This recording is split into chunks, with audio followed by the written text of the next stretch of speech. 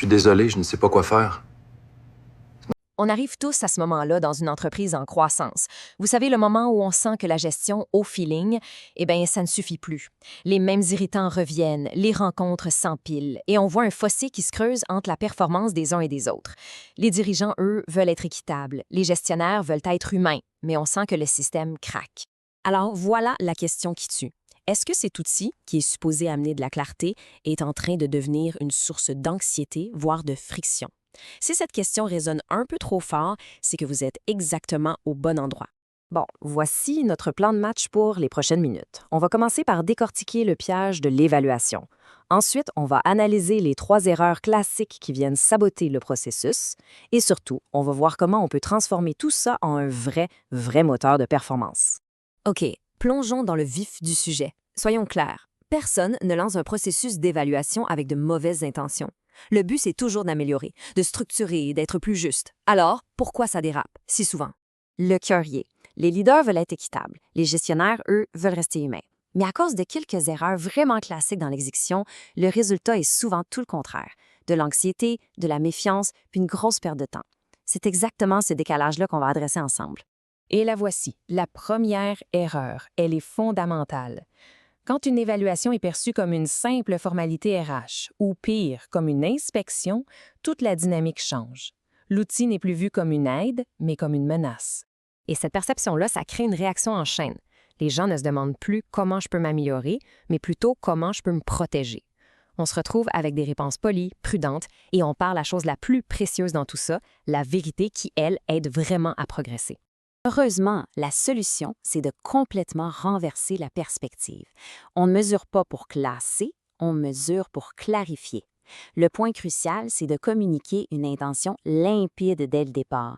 Cet exercice, c'est là pour aider, pour réduire l'ambiguïté, pour soutenir le développement. D'ailleurs, comme le dit si bien la Harvard Business Review, tout le virage est là. On passe du grand verdict annuel à des conversations fréquentes axées sur le développement. Cette citation de Donald Fleming, le président de M360 Leader, résume le problème à la perfection. Si à la fin du processus, les gens ne sont pas plus au clair sur ce qui est attendu d'eux et sur comment s'améliorer, l'exercice ne servit à rien d'autre qu'à brûler tout le monde. La clarté, c'est la seule mesure qui compte vraiment. On passe maintenant à la deuxième erreur qui est tout aussi destructrice. Une évaluation, ça échoue rarement par manque d'outils. Ça échoue très souvent par manque de langage commun. On pense qu'on parle de la même chose, mais en réalité, tout le monde a sa propre définition dans sa tête. Regardez la différence ici, c'est le jour et la nuit. Des termes comme bon leadership ou attitude, c'est comme des sables mouvants. Ça ouvre la porte à la subjectivité, au sentiment d'injustice. La solution, c'est de traduire ces concepts en comportements qu'on peut observer. On ne juge pas une qualité, on observe une action concrète. C'est beaucoup plus juste. Le diagnostic devient alors pas mal plus simple. Si on entend de la frustration autour de la subjectivité, le correctif, c'est définir des exemples concrets. Si on sent de l'anxiété, c'est qu'il y a un effet de surprise. Il faut communiquer les attentes bien avant de mesurer. Et si le cynisme s'installe, c'est qu'il manque un plan de suivi clair. À chaque symptôme, sa solution. Et on arrive à la troisième erreur, peut-être la plus répandue de toutes. C'est de traiter l'évaluation comme un événement ponctuel, un verdict qui tombe une fois par année. On remplit le formulaire, on le signe et à l'année prochaine. C'est la recette parfaite pour la démotivation. Les données de Gallup là-dessus sont sans équivoque. Le véritable carburant de la performance, ce n'est pas le formulaire annuel, c'est la conversation régulière. L'impact sur l'engagement quand on passe d'un feedback annuel à un feedback hebdomadaire est spectaculaire. Le formulaire, ce n'est pas le but, c'est juste un prétexte pour lancer la conversation. La correction donc passe par l'installation d'un rythme. Des micro-conversations fréquentes de 10-15 minutes valent tellement plus qu'une grosse rencontre annuelle. C'est pour ça que des systèmes comme M360+ existent pour ancrer des habitudes simples comme donner un feedback clair par semaine, ou encore pour protéger le temps de conversation en visualisant le coût réel des réunions qui s'étirent avec un outil comme M360 Cette pensée de Pascal Dubois, qui est coach exécutif, fait vraiment le pont entre le processus et l'humain. Oui, ça prend de la structure, ça prend de la clarté dans les attentes, mais rien de tout ça ne fonctionne si la relation de confiance avec le gestionnaire n'est pas solide. Les deux vont ensemble, c'est non négociable. Bon, à cette théorie, voyons voir comment ces principes-là s'appliquent dans la vraie vie. On va passer à l'histoire vécue d'une PME de 120 employés qui a complètement transformé son approche. Au départ, c'était le scénario classique.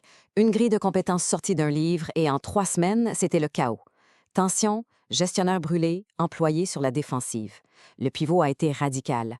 On arrête le train, on simplifie tout autour de repères clairs avec un outil comme M360 Compass et surtout, on installe un rythme de conversation. 6 semaines plus tard, le langage même dans l'entreprise avait complètement changé.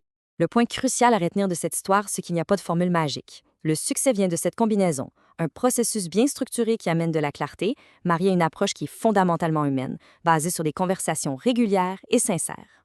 En fait, on pourrait résumer tout ce qu'on vient de voir en 2 équations super simples. D'un côté, clarté plus conversation fréquente, ça égale confiance.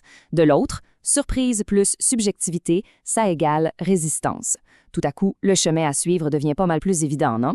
Et c'est exactement pour ça que l'écosystème M360 a été construit. Ce ne sont pas juste des outils isolés. C'est un système cohérent où chaque pièce renforce les autres pour créer de la clarté, pour ancrer les bonnes habitudes de gestion et pour protéger la ressource la plus rare qu'on a, le temps.